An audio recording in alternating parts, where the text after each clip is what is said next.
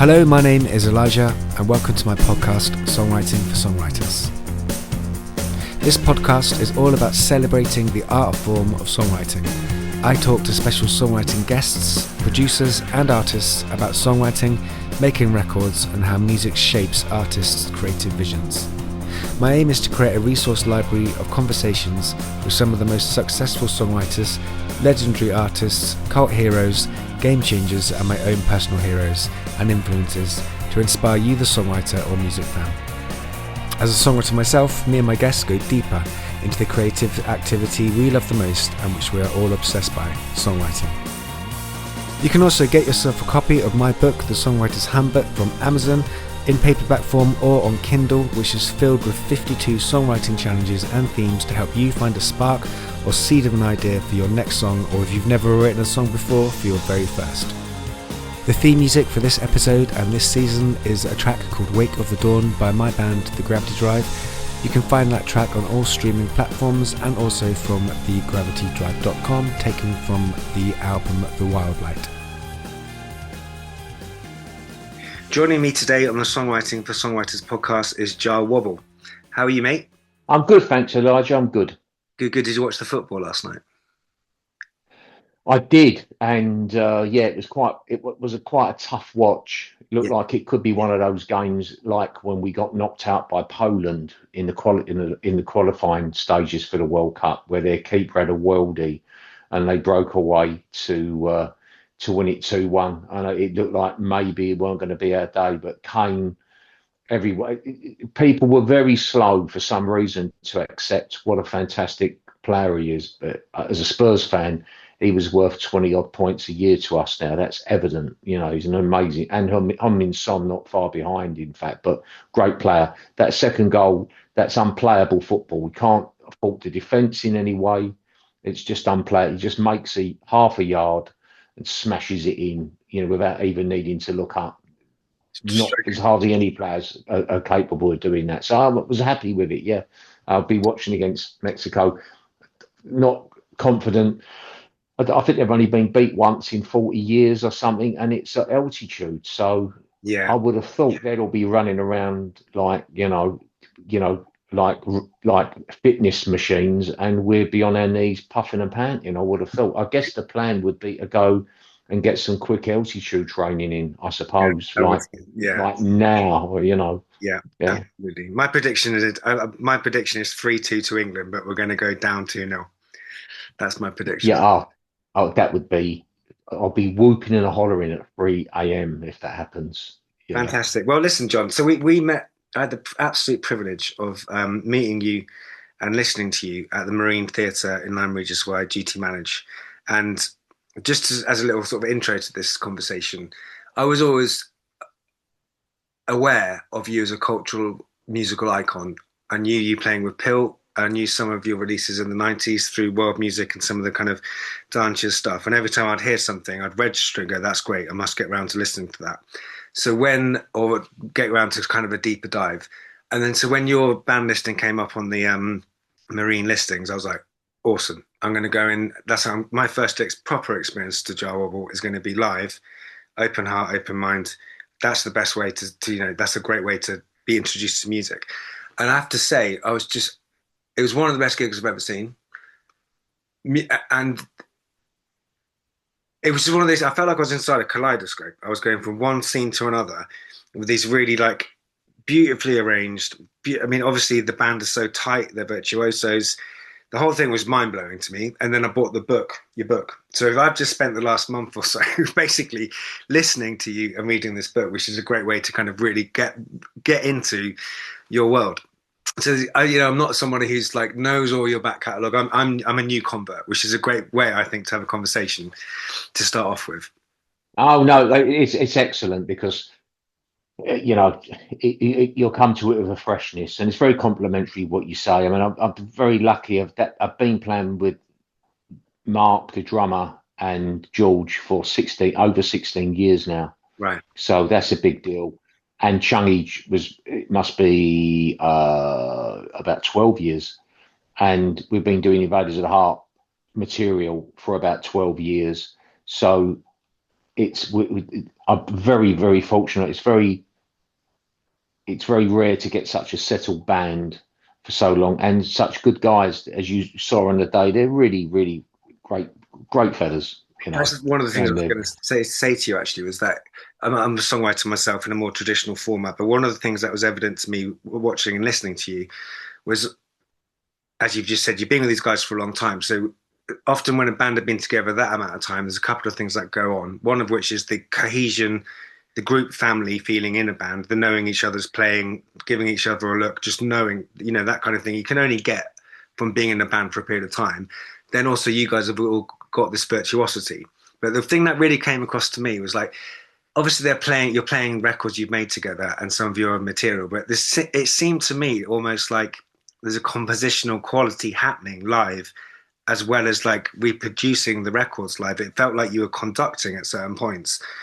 And I mean, from a compositional point of view, how are you like rehearsing these tunes and records and adding to that, or is everybody breathing as if they're sort of playing jazz?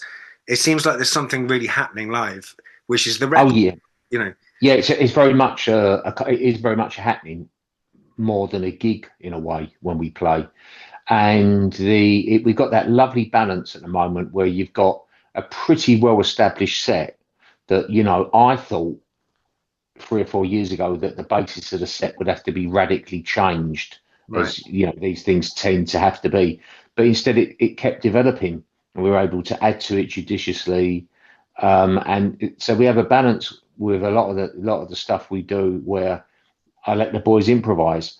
I'm calling stuff in because for a start we don't have a set list, so you can play to the room. Great. You can feel the vibe in the way a DJ might, and then certain things the band will work off cues more than anything, because if you feel somebody's really up for it on the night, so if George is really on it, then you'll give him a solo where maybe he wouldn't normally have one, or where he normally has one of like 32 bars, you'll give him 46 bars, Okay. Yeah. And then suddenly something's really cooking, and Chungy's going to really come in with an answer. He's a very thoughtful player, Chungy. So it chops and changes every night. It's a different thing. And when sometimes you have one or two guest players are coming, and of course most musicians, quite rightly, are very concerned about set lists. Right. They can't believe my band just couldn't care. They're fine now. They're totally not bothered set list, because they know the material well, they know the way we work. So it's a very in the moment fun feeling. So I have the greatest time on stage with them. It's fun. You're doing what you do to a high level. I just about given up on ever thinking I could keep a really settled band together, which isn't rare. You hear anybody who's trying to form a band around them, I hear it all the time. People, and to be honest, the people still struggling with it in their 40s and 50s and 60s even, and you think, fucking hell, give up the ghost, Jesus Christ, just as they get it together, it's normally the drummer leaves or something, and it's all such a pain in the arse for what, you kind of think, just get something working that doesn't depend on having a band, or certainly not more than 1 or 2 people, really. But I was I had great success in the 90s and in the noughties as well, and it's fine. And the live thing was good, but the live thing always felt a little bit held together with sort of sellotape and string, a little bit, it sounds horribly, it just felt that way at times. The players I first played, the first Invaders of the Heart band, were very, very strong musicians, fairly jazzy, like Ollie Marland. He went on to become Tina Turner's MD, obviously no slouch. Annie Whitehead, who's very well respected jazz trombonist, she grew up in the northern brass band tradition out of Oldham, and she played with me. Neville Murray, who was a very strong conga player, like percussionist, particularly really good on congas. I learned a lot of my rhythmic awareness from Neville. So very strong music. There was a guy, Lee Partis, on drums for the most part. Played with the Oyster Band. I think like the Oyster Group, I think something like that. It was like a very successful folk group that he played in. My mate Animal was really wasn't a trained musician, but he came in and was so good that, you know, people were trying to headhunt him for some of the big rock bands. Nina Hagen and people wanted him to come on world tour. He wouldn't do it, which annoyed me. I wanted him to, but he wanted to stay in the East End. That's another story. Yeah. So, but very strong players. In the 90s, you had more sampling going on, and there was a little bit more people getting a bit slicker. It was all about positioning yourself. This sounds very pejorative, and I don't mean it that way. It was kind of a hustle. People were the working class thing had died down in music, and you had kind of middle class people coming in, and they knew the value of everything. And you had people that you were programmers, you called them, and you know, and you had sampling came in. And so people could make records. They didn't have to have the dexterity necessarily to really play the part from start to finish. They didn't need to have the stamina to play the whole part. It was just about playing a few bars and looping it and so on and so forth. And, you know, it was, I found, you know, technically it's on occasion a bit difficult. Some certain real high watermarks in the 90s, having said that, but just to the point it got where I just thought I really need to get some really decent players around me. And I turned to Neville, who was already kind of semi-retired, and he found Mark for me. You know, Neville always found my musicians, because he said, yeah, you got to be doing a bit better than this now with what you got around you. You know, I've been doing a lot of deliberately low pressure things like hybrid kind of folk and stuff. So I was taking the pressure off of myself of having to really deliver a big entertaining show, still do a great show, take a few chances, some incredible shows that I did through that time, to be fair, very left field, you know. But then the time came when we got to try and do this sort of properly. Mark came on board. I found George through an engineer, Shana, who's an engineer in Manchester that I'm good friends with, and Shana recommended George. So George came in. Chungy I heard of. It turned out he was good mates with Mark. So suddenly I've got this band. Right. And I think, well, this is fantastic. If you'd said to me then it would go on for 16 years, it'd be like, nah, mate, listen, that doesn't happen in this game, you know, something all. And I'm probably tempting fate now, touch wood. But Mark didn't have a driving license when he's joined. Now he you know, he's got transport, a van. So we all go in that. And I look after them, you know, because they deserve to be looked after. They're top notch. But, you know, very self-contained kind of group. As you would have seen that day, we don't have crew by and large. They said to me one day, can you, you know, I was really having trouble getting regular crew. Crew were always more dependable than the musicians. Then for some reason, I was starting to find crew were less dependable than musicians, which apparently was an experience other musicians have had. Right. And they just said, just don't bother, we'll do it, you know. So I had a bass tech for a good while, but he retired due to ill health. And they just took over all those, you know, setting up, stripping down, which is fantastic. I love it. Well, I take them to America and Belgium. They don't need to do any of the setting up and stripping down, you know. But it means we can run a very, very tight ship, you know. Economically, that's a big deal because you can spread the money around a bit more and make it a viable viable financially for everybody. You know, you're not apologizing. I'm sorry, it's not more money. You know, but if we can get a few, then the money will get better. You can actually pay a decent wage, have it taken care of. It's all good, you know. Great. It's very, it's great. I love that, you know, respect. And it's also a very real experience, you know, for you guys as well, isn't it? There's no middlemen or how fucking, you know, relying on someone else. It's just you. No, I haven't had. I've only ever had one guy you could probably call the manager, and he was almost a trainee to start with. He would admit that was in the 90s when I kind of needed a sort of barrier between me and the record company I had at the time, which was Oval Records, Charlie Gillett and Gould and East West. And I was getting so much sort of hassle with Charlie Gillett, God bless him, you know, that it was like, fucking hell, I just got to get someone there to act as some kind of buffer, you know, because I was expected to sort of clock on every day or something and fill out forms. It was quite an unusual situation, and it was like, this is just ridiculous, you know. You know, you can't operate like this. And so I kind of got going for a while, but you know, I've because I think of the experience I had with Public Image, where the business side of it was really poor. Yeah. And I just realised the only person I could really depend on, it was me. Yeah. So I started a label at that time, and I'd get the records pressed on a Friday. And this is after I left Peel. You know, I took the opportunity to make solo records for fun. Actually made a bit of money out of the solo records that I made with Peel. It was the only decent, it's one of the decent things about the Public Image situation was I could get studio time, which was incredible. So I could learn my craft, have fun, and I ended up making a bit of money off it at the back end when I left Peel. You know, I got money from Japan and places, so it was great, you know. But I then started a label. Used to go to a shop front in the end of Portobello Road called Making Records. I think it was a guy called Brian Bonner. Maybe it's a false memory, but I used to go there, pay cash, give them the tapes, get the masters, and get 1,000 vinyl. That would have been the lacquers, actually. I would have given him and all that. Took care of that from Porky's Prime Cut. Gave him the lacquers and everything. He went off to south of France, I think, where they pressed them. Come back the following Friday. Lightning Records distribution would come in, buy half of them off of me. I'd take the rest up to Caroline Export and then sell the rest around London, around the various Virgin stores, and made money and got to know the business. So Peel being such poor business done me a favour. I love that.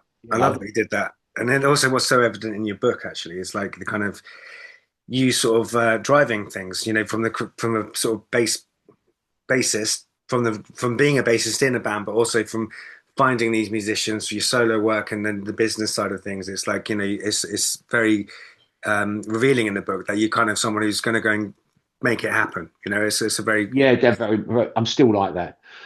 Just make it happen, no talk, you know. And there's often the thing with people, but it costs money, you know. It's like, just fucking make it happen, yeah, you know, because a lot of the time people, you know, you've got to have budgets and stuff. I get that, but you've got to kind of think you've got to make the thing happen. You can't be completely doing everything on a 2-bob budget. That's the problem with modern capitalism, you know, whether it's people tendering for a hospital cleaning contract or tendering to you know, to maintain, to provide, you know, refuge collection or something. You know, it's a race to the bottom all the time. You know, yeah. You know, and it brings out the worst side of the capitalism, sort of penny pinching and sort of lack of investment. Yeah. And you've got to have a kind of respect there, you know. So, for instance, okay, people say to me, "How do you manage to tour America?" Well, you know what we do: hire all the stuff. Oh, but that's expensive. Whatever, hire it there with a crew. And I'll just make sure if I've got to underwrite it, I'll underwrite it. And then we fly everywhere and we get Ubers. You've got these Uber Blacks, or these big Ubers. They're bigger than a big Uber. They're like these big Subaru cars that you can get everybody in and a bit of luggage. We don't even take basses or guitars. So we travel nice and light, get out of the airport, check in the hotel, get another Uber down to the gig, or walk to the gig if it's near. The gear set up, do the gig, finish, no packing down, back to the hotel. It's lovely. Nice, nailed that. I love that. One of the things that's really impressive about you is your productivity rate. You're prolific. So it would appear to me that maybe you're writing every day or weekly, or I mean, there's so much material. What's your kind of daily or weekly habit as a creator? God, I was just in the jacuzzi at the health club. I really was. So I smell of chlorine, you know, which I can't mind that feeling, you know, but sanitized. But I was just thinking, God, how still is it good that I don't have a set routine? I just tend to be impulsive, and I've not thought of actually directly making a record myself, just me, for an age, not since the North London line, but I'm always working. I've always got an idea, and then when I do start something, I'll really start it. So I tend to be surprised. It might surprise people how sort of erratic and stop-start I am, but when I get into something, I'm like a dog with a bone, for sure. Yeah. You know, I get really obsessive with it. Also, I'm getting older, and I'm working with my sons a lot. Cool. So my elder boy, John Tai, he's a good engineer as well. So we made this Beatles record recently. I've played on that. Him and Charlie really put it together, to be honest. I also did an Irish proper Paddy sort of record with them, which is waiting in the wings for next year. They're working on a load of jazz stuff. I've played on a couple of those tracks. It's lovely. I was heard it last night. They're really doing a good job. I work with John Klein quite a lot, you know, and you can work remotely, you know. So people said, what studio? Well, yeah, you know, we like to be in the studio. We run a community studio, me and John Klein. He's a lovely fellow, you know, really powerful post-punk kind of rock guitarist. Very nice guy, great player. But you know, John does it. I always feel guilty to say. I always feel guilty saying you do a lot of it at home, John. A lot of the, you know what I mean? Oh, yeah. It's like me. Over the last couple of albums or so I've been done on this. Well, a different settee to this, but the settee that was here before this, because I've got a little music studio, but it was easy. It's nice and bright in here. I'd get the iPad interface, you know, little keyboards, boutique keyboards, bass, watch football with the sound down, you know, and do that, or I even made a record on buses and on the train on the North London line. So the bus route to South London, I took the iPad with me on buses, you know, and you know, I had a couple of people, excuse me, are you Jah Wobble? Yeah, are you still doing anything? I see I'm making an album right now, and they're thinking I'm being silly, but it's like, I'm really making a fucking album right now, you know. Right now. Always at the front of the bus, I'd take a few photographs, and you know, but doing it based on various bus routes. But so there isn't a really regular sort of that. My weeks alternate, so every other week I go down to London to run the community thing, and that's live on a Monday, and I just go down there, just sit around, chat with people. For me, it's the hang. At the end of the night, if they want me to, I'll play. We'll generally do a really heavy jam at the end of the night with me. Apart from that, loads of people come. Most of them don't even know who I am, you know. And in fact, took the composition, a couple of them said, do you mind me asking you something? Don't you ever have changes in your tunes? You know, because they just know what I play. And I always say, nah, I don't like changes. They're bourgeois, you know. I think Debussy, you know, they're developing. Let's go. He was at a gig with his mate, which I think was fantastic. They're developing. Let's go. It's getting boring now. You know, they're not grooving anymore. But let's talk about groove, though, because that's something which is. May I just read from your book for a second? There's a great passage in this, which is like I really resonated with, which is about you talking about bass on page 80. So you said, like, I now realize that when you truly accept bass as essentially an emanation of God at gut level, as the ground of existence, let alone music, you make a friend of impermanence. Everything vibrates, moves, is in a state of flux. Therefore, the fear of losing what you have or of not getting what you think you want diminishes. You will truly ride the rhythm. That is such a stunning piece of writing, and it sums up how I feel about playing guitar. But you're the second person I've had on this podcast. Yolanda Charles is another bass player you might know of, and you and her both write or will start a piece from bass, right, which is unusual. Obviously, you collaborate with other people too, but like some of those Pill tunes were started from your bass line, and a lot of your work, I would imagine, is that. So, tell me about that experience of creating from a bass, because it's different from other people, and so the groove and the repetition becomes like the sort of circular kind of wheel that's bringing in everything else. Can you speak to that at all? Yeah, I mean, I don't. For me, it's not that unusual, obviously, because I sort of do it that way. Yeah. I think a lot of African music and Jamaican music, I bet you a lot of it comes from a B line. You know, not all. You know, even Jamaican. You think of Bob Marley, it'd be choppy guitar. Although his musical MD was, I think, as close as he come was Aston Family Man Barrett, who was a very musical bass player and played through the chords, plays major thirds and all that stuff. But I suppose I've got to go back to the beginning. Just as I was starting to play with a bass, I'd sold the amp and sold the lead in a squat. I'd driven everyone out with my bad behaviour. All the furniture was gone. I'd been set fire to, etc., etc. And I just had the headboard of a bed, no bed, the headboard of a bed, leant the bass against the headboard and played. And it was at the Borough. It's a sort of a very nondescript little part of central South London, you know, in between the river and Elephant and Castle. It's quite funky, quite celebrated now. And there was a fruit and veg market there, early doors, you know. But I was there in the squat, and I'm always gone to libraries, like libraries. My first job, straight job, was working part-time in a library in the East End, where I come from, and I got sacked from it. But I was over in the borough. I joined the local library at the borough, and it had a good musical department, and I got a load of Stockhausen music. So punk's going on. I'm not interested. I'm taking very strong speed, you know, which was a class B drug, but should have been class triple A for what it does to you. Actually, you know, it's no. I'm sure you end up paying a massive price for that kind of drug use. It's so heavy, you know, that like mephedrine crystal as well, those kind of drugs. So it takes you up so high. There's definitely a long-term installment plan that you're bought into health-wise. I think they're mental health and physical.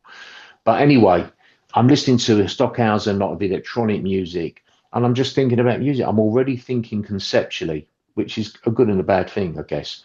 But I couldn't have articulated it in terms of modern art, but now I realise it was kind of like Rothko. I'm looking for an immediacy. I'm looking for a huge healing power, something that actually stops the mind. Yeah. You know, you stop the mind. I had quite an esoteric teaching once to do with the nature of mind, and there was a point that came where there's a very sudden thing happens, and the whole idea is just to, it's oh fuck, it's about not thinking and about not conceptualizing, in fact, you know. But anyway, I was starting to think conceptually and thinking how you make a noise, and I was thinking, well, you start with a bass line making patterns and with a sonic quality, a low quality to it, and then maybe you have electronics, you have broad frequencies. I already identified that if you're not high on drugs as such, on speed, and you're sitting in somebody's kitchen in those days where fridges used to hum, you know, old fridges, and you'd get tired because of the hum, and you notice the freak, like it would make you drowsy. Right. So I'm thinking, you know, you can use frequencies to expand the mind. You know, it's very utilitarian. It's very functional. It's like Rothko, you know, a big broad stroke of paint or something. You know, it's abstract, and of course, similar thinking to the abstract expressionists, and they were hedonists, of course. You know, so I hope all this makes sense as I'm rounding away. It totally does. But it was really completely opposed to guitar chords, from linear thinking, left to right, and narrative unfolding. It was about immediacy and about a vertical quality, which comes into a worshipful kind of quality as well, and of course comes into an absolute quality, because I used to think, why is it I like looking at the ocean, and I still like it? And of course, what it is a kind of desire for death. Yes, I totally. The particular going, and you'd know it, where that part of the world is so beautiful. I want to go back there for a holiday. Actually, Lyme Regis, we loved it there. And you know, you're the particular going into the absolute. I'm at my worst. I can still sort of get anxious when I get lost in the particular. Oh, it's me, and I'm, and I'm so, I'm afraid, and it's me in the world suddenly, and you can still have those kind of mind storms, and of course you're at your worst because you're seeing everything in a separated way, and it's the old corny thing I first read in the Bhagavad Gita. You've got the wave in the ocean. Oh, what become of me? I'm hurtling towards the beach. I'm going to perish. I'm so afraid. It's like, well, you're at your wave, but you're in. You can't be taken away from the ocean. You're the ocean. Yeah, exactly. And that's the. Sometimes you can have these little aha moments where, oh yeah, great. I can just just in the ordinary mind, you can just sit back and it's no big deal and just be. Or even where you take that into the Zen bigger mind thing, where you really, you got a real alpha wave going on, Yeah, totally. I mean, I had one of those moments this morning myself, actually. It was all going on, and then it was like, I caught it going on and went, yeah, just step back from that. And then there's release, and then there's almost a state of nothingness, which you're in. So that's a very interesting thing you're saying there. But that imagination and that like conceptualization. So you're not musically trained at that point when you're doing that? Oh, not at all. No, far from it. I mean, in fact, I'd got a book, So You Want to Play Bass. It was a slim sort of tome, and it had songs like American Patrol in it. So I Right. was starting to learn to read the dots, and I just thought, no, I don't want to do this. It's just this is not for me. I want a more direct goal. Yeah. And that's for better or worse. I was the same with Buddhism, with Vajrayana, Mahayana Buddhist. I hopefully wear the cloak reasonably lightly. I'm certainly not a fucking exemplar of Buddhism. Don't worry about that. Far fucking from it, unfortunately. But I do try and play the game with it. Having said that, but Vajrayana, and I'm not knocking Vajrayana.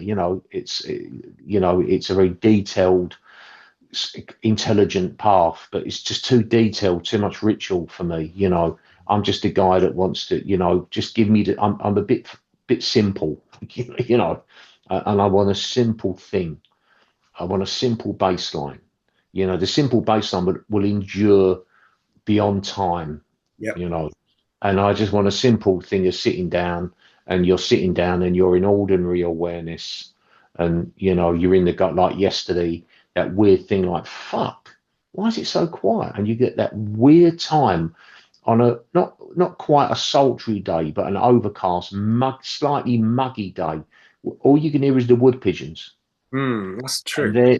it's just and all the other birds, which are normally you've got used to making a racket through the spring and summer, that they're not making a racket, and it's actually like fucking hell. It's just doesn't feel sinister or wrong or anything. It just feels like a bardo, as the Buddhists say. It's just like a gap, and you've got the wood pigeons, and the wood pigeons.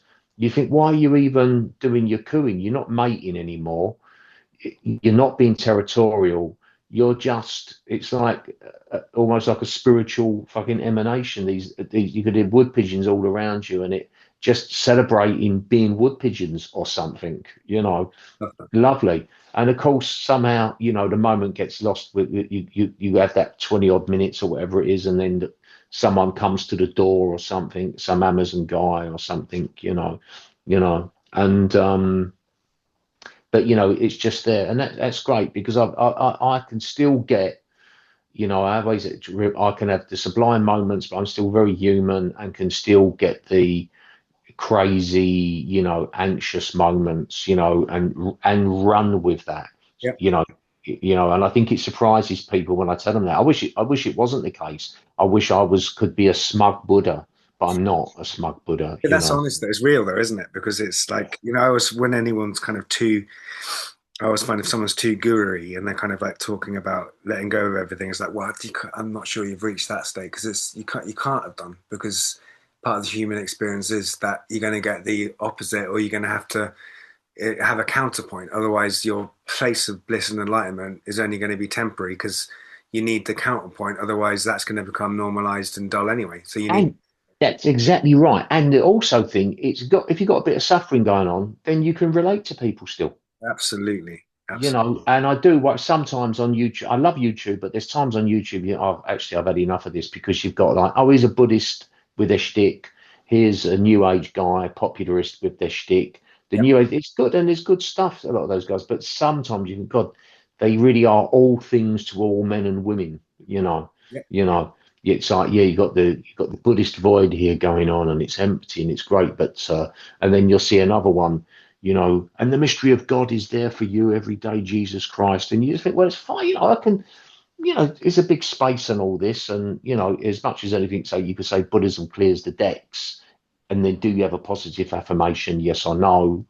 And if you're going to be somebody who says, no, like the Gelu tradition, absolutely not, there isn't, it's all nothing. And you think, you're rarefying nothing. So you get fucked no matter which way you fucking turn. But having said that, some of the new age kind of people, the new modern kind, you just think, oh come on, it's everyone's got the answer, or it's a fitness person, and Well, you just have you have to shut it out and sit quietly in the garden. I think it's a lot of optimization culture, narcissism disguised as optimization culture. I think not really real. I don't think really. Yeah, it's all you know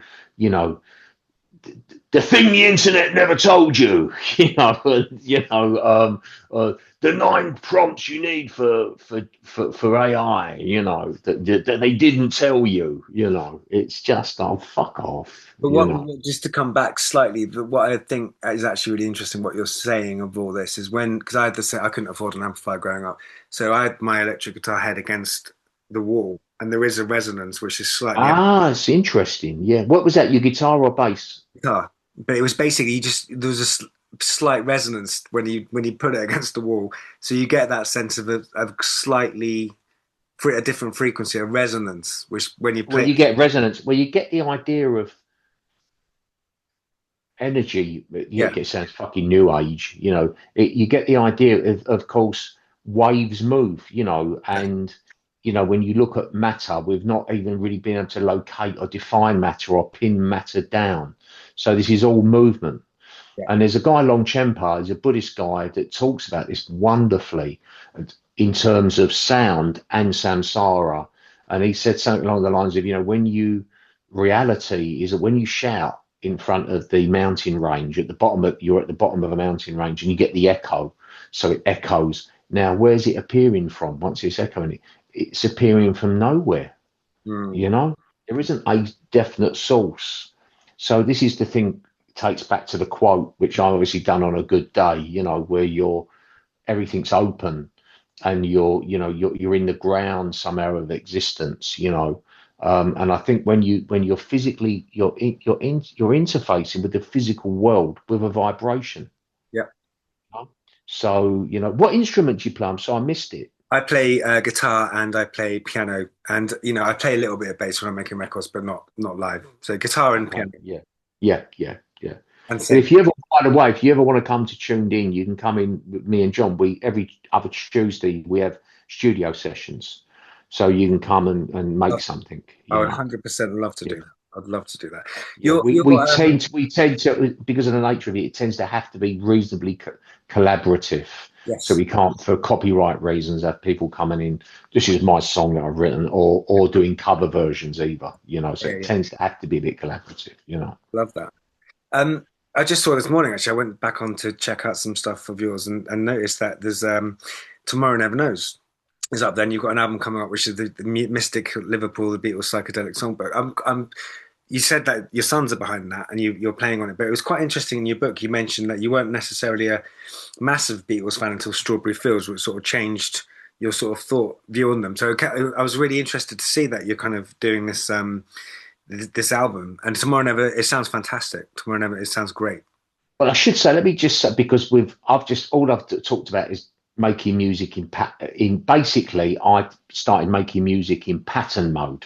It was about patterns, repeating patterns, like you get in some Islamic art, those kind of hieroglyphics. Is it, these repeating motifs is one of the things about Islamic culture I think is fascinating. And the tiles, you have this incredible patterns. So that's right up my street, this repeating pattern. So that's one that takes the eye sense, takes the eye, and yet again will have a kind of calming effect.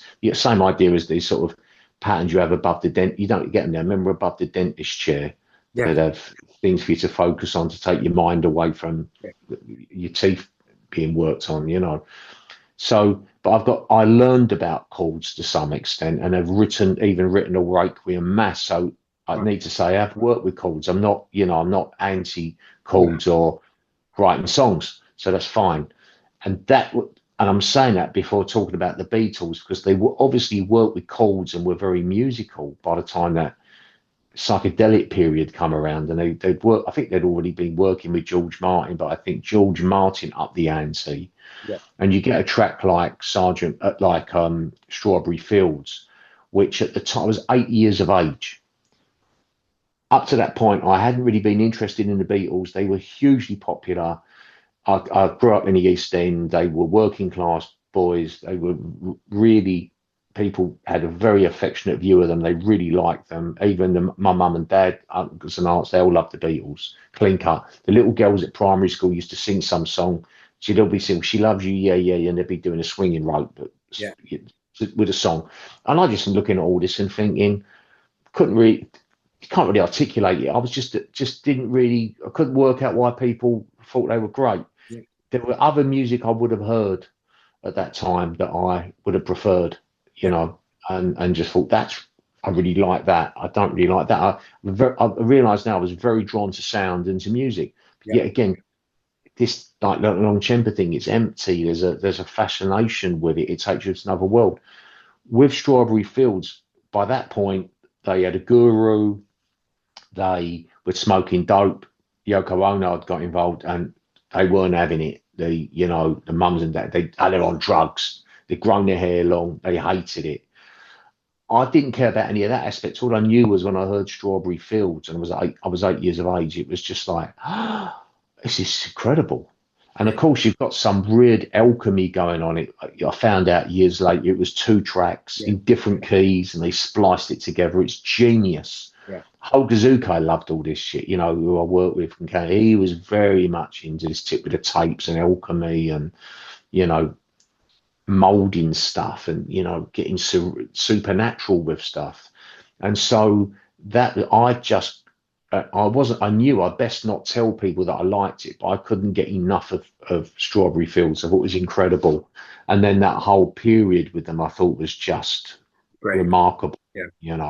Very young, thought they were superb.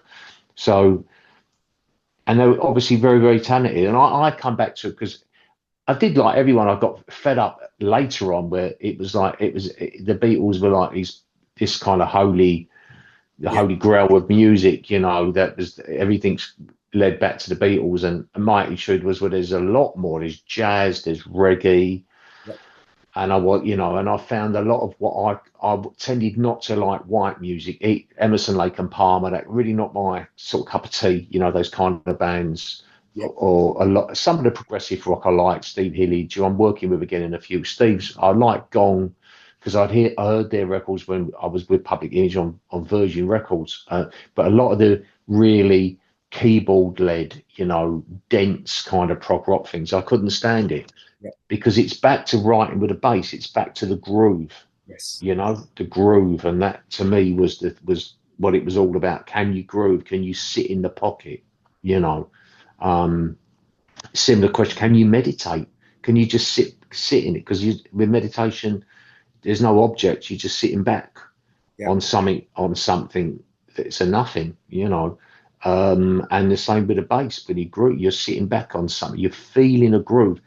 You're in sync with the snare and the bass drum, but there's something else going on as well.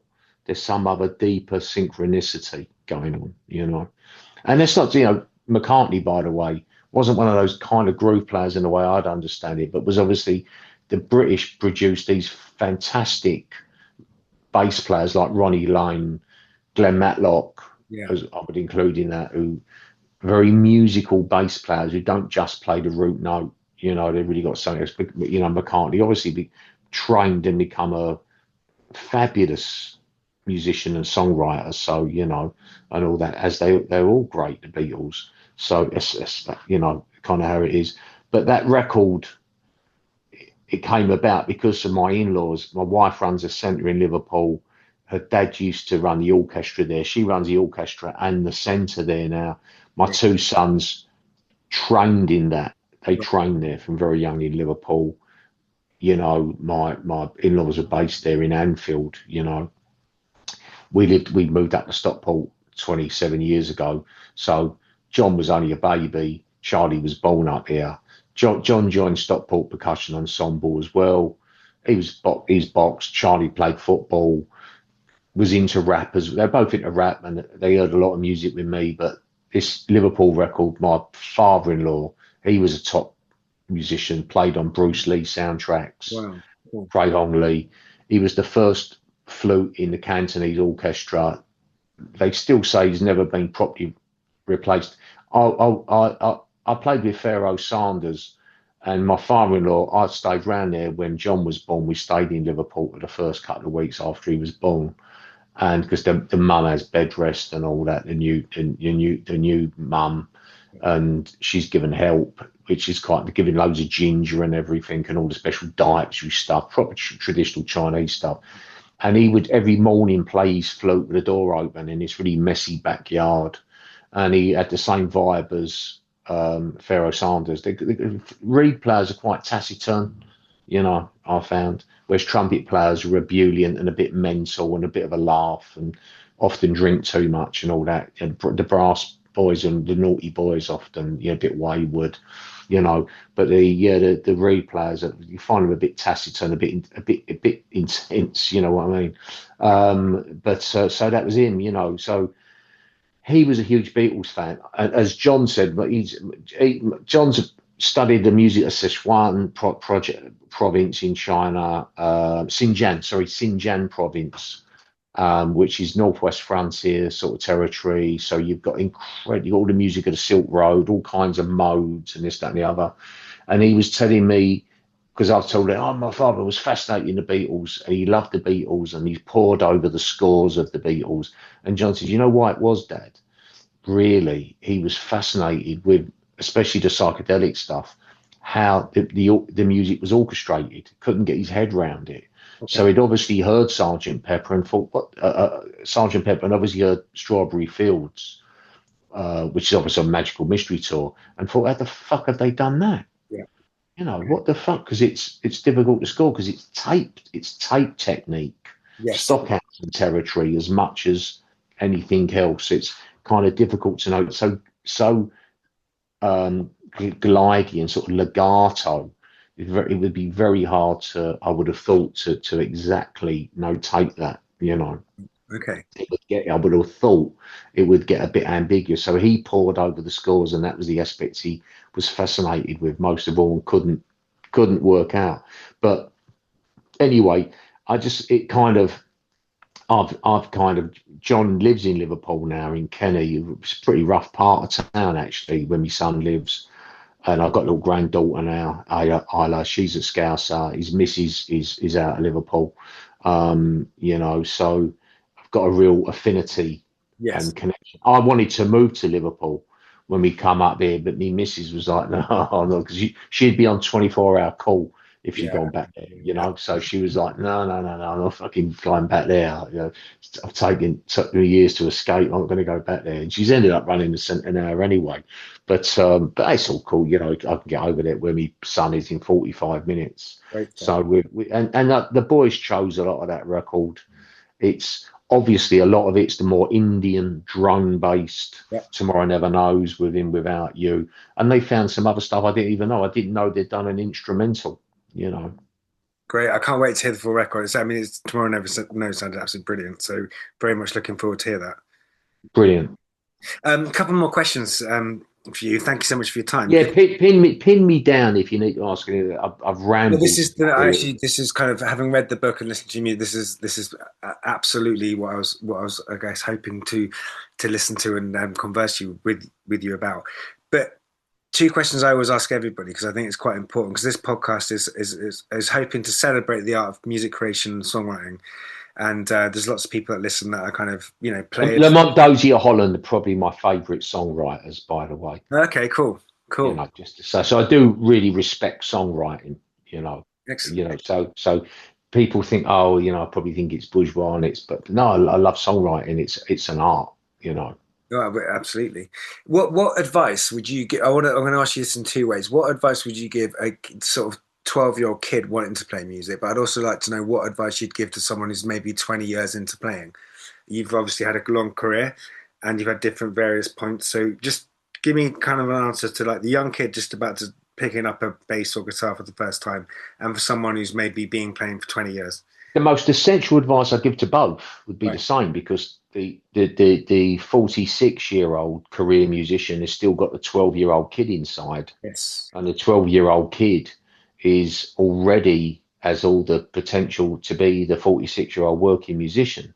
Love that. So it's the same advice, which is remind yourself to enjoy it. Nice. Enjoy it. It's supposed to be enjoyed, you know. It can be forgotten. Harry Kane said that yesterday. He did. With a sporting thing, he apparently said to the team, don't forget to enjoy this now. Yeah. And I spent far too long. You know, the best advice I went to an AA meeting in East Coast of America in the 90s, big podium meeting, and there's an old timer there that knew the founders, and they wheel him to the podium to say something. He's a really old guy, old timer, looks on his last legs, the fella, but in fact he's on a wheelchair. And they wheel him there, and he's going to say something, and this guy knew Bill W. and blah blah blah, and he's going to say something profound, probably about nature of God or something. It's going to be heavy, and all he said was, reviewing his life, was, on the whole, I guess I would have worried less. You know, the great big baseball bat, and I thought, is that it? And then I thought, actually, that fucking really, you know, I like to think I've sort of become that guy. I still fucking worry at times, unfortunately, but that's great advice, you know, just because life unfolds anyway. We don't have as much control as we think. It's so fucking impermanent and temporary.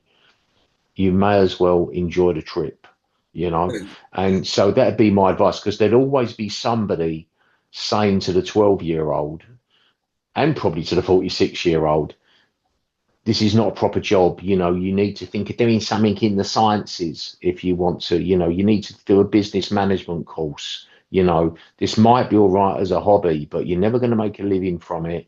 So, you know, you need to close down that, you know, creative thing is the subtext, and, you know, go and do a business course. Rather just relax, enjoy it, do what you want to do. I love that. There's a lot of advice, and there's a lot of advice and wisdom in those rooms. Yeah, I've been there myself, and there's a lot of real going on there. And that's a great quote. It's a good play. Yeah, it was the making of me. It's an anonymous, but when I did the book, what do I say? You know, there's no point in being coy about my journey. I wasn't sure. There isn't really a template that for somebody around a while. So hopefully, you know, it doesn't offend anybody. That, you know, and the cornerstone of it is that, for me, you go to a meeting, you're just another Elkie. I've never been one who went to a specialist meeting for musicians or looked to meet anyone. I'm just a regular fucking recovering alcoholic when I go to meetings, you know. And I don't live in meetings either, you know. It's supposed to be a bridge to normal living, you know. Yeah, I agree. Where do you stand on, or do you have an opinion on the use of AI as a creation source? I am an early adopter of AI. I've really embraced it fully. You know, I use a particularly emphatic one. I use it because I definitely one of my, it's not a massive big deal, but I eat too much at times. Right. I mean, I'm actually look a bit fatter than I am. I'm actually in about the weight I'm supposed to be. But I like that. I had a sugar binge and was told off by AI before our show for you. Because I went to have the fish and chips, and then I had a sticky toffee pudding and with it bread, and you know, and I think AI said something, I'm sorry, John, but I need to push back here a little bit or something, you know. But I use AI because just to chart what I'm eating, you know, to chart the calories and just to chart it and keep a kind of something. I need to have a little bit of a rigid control there, a little bit, because Jah Wobble doesn't really like self-discipline too much, you know, so sometimes I have to have myself under heavy manners a bit. So, for instance, something like that's really useful. It's great for speeding up. We've been using stuff that's as good as AI with Audio Logic and GarageBand nowadays. Some of those drum sort of, you know, programs are a kind of AI as far as I'm concerned. Okay. And what AI does is speed it up. There's obviously dangers. I don't think anybody knows what's going to come from it, if it might mean the end of us all. There might be a big kickback. It might find a settling point at some point. But I was an early adopter. I use it a lot, you know, for letters and everything. It's just really quick, really efficient. Makes the odd weird mistake. Is a bit bizarre on occasion. Sometimes it's like, oh, that's a bit out of character, a bit strange. Sometimes it's a little bit prideful, you know.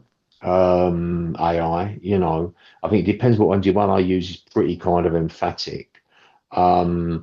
Chungy's got a great view. Chungy's really, makes me laugh. He doesn't say thanks to AI, and he feels it resents him.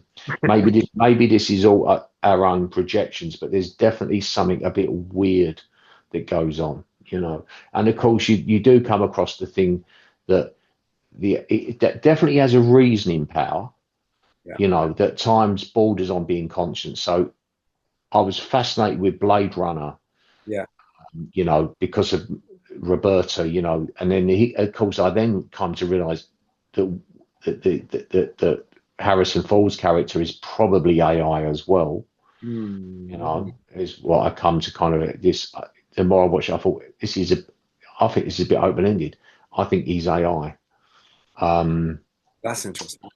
Yeah, and 2001 with Hal, Daisy, and it was very clever, typical Kubrick. And that was kind of like, and I very early on back then just thought, God, would I accept Roberta as a sentient being? And it's like, well, I just can't help it, And it's interesting. The world is divided, AI users, between those who are, it's just a tool. Why would you say thanks to it? And the people that say thank you, at the end of it, and give little emojis. Yeah. And I exchange emojis, so it's quite. Chungy thinks it's pathetic. I exchange fist bump emojis with AI. Because I was programmed to be polite and emphatic, so I'm as programmed as it. Sometimes I look at it with a Buddhist point of view. It's all silicon and fucking fiber optics or whatever, and electrical impulses, and it's a nexus of causes and parts and conditions and surges and algorithms. And on the other hand, what am I? Well, I'm the next same thing, but just biologically carbon based, without center. This would horrify people, a lot of practicing Christians or people that follow, the book religions would be, they would just see this as Satan getting in there, Yeah. And funny enough, I hey, to me, Satan exists, so it's possible, Satan does exist, there is, for me, there's a great all good force for all good that you sense at times on the journey of recovery. I've just sensed that. Yeah.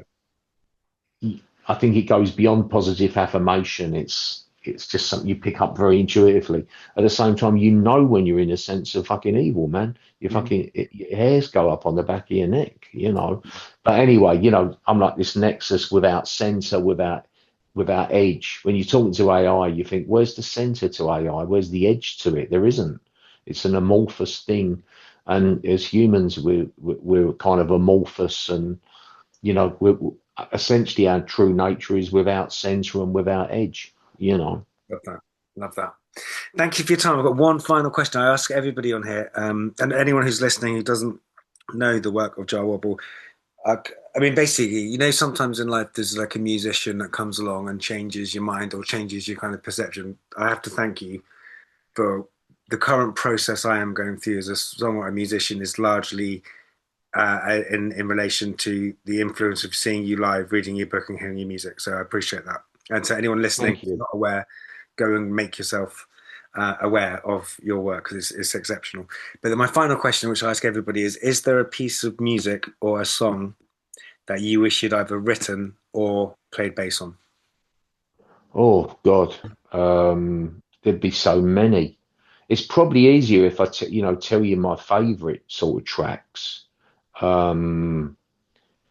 which Strawberry Fields is, because of this whole alchemy thing of just being so strange and two things melded together and just so weird. And there's a King Tubby Meets the Rockers Uptown, which is like a dub record, and most dub records are just straight versions. It's the same 2-inch tape or 1-inch tape, and it's simply the vocals dropped out, echoes put in on guitar chops or whatever, But I think that particular one, King Tubby Meets Rockers Uptown, I think King Tubby edited the tape. I think it was Jacob was it Jacob Miller? Baby, I love you so. I forget the name of the Marcus Miller. I can't remember the name of the singer, but it's like a different tune. The version, just something else kind of happened with it, and I like that. With music when it goes into that Yeah. strange area. It becomes it's so hard to define. It's the same as spirituality. It goes beyond linguistic designation. Nice. And so for me, in a way, is the answer.